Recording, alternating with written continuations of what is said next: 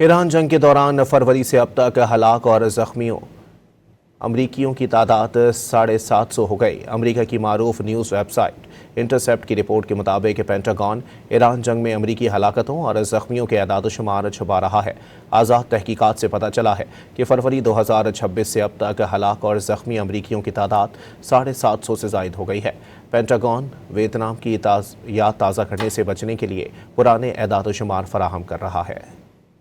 ایران جنگ کے دوران فروری سے اب تک ہلاک اور زخمیوں امریکیوں کی تعداد 750 ہو گئی۔ امریکہ کی معروف نیوز ویب سائٹ انٹرسیپٹ کی رپورٹ کے مطابق پینٹاگون ایران جنگ میں امریکی ہلاکتوں اور زخمیوں کے اعداد و شمار چھپا رہا ہے۔ آزاد تحقیقات سے پتہ چلا ہے کہ فروری 2026 سے اب تک ہلاک اور زخمی امریکیوں کی تعداد 750 سے زائد ہو گئی ہے۔ پینٹاگون ویتنام کی یاد تازہ کرنے سے بچنے کے لیے پرانے اعداد و شمار فراہم کر رہا ہے۔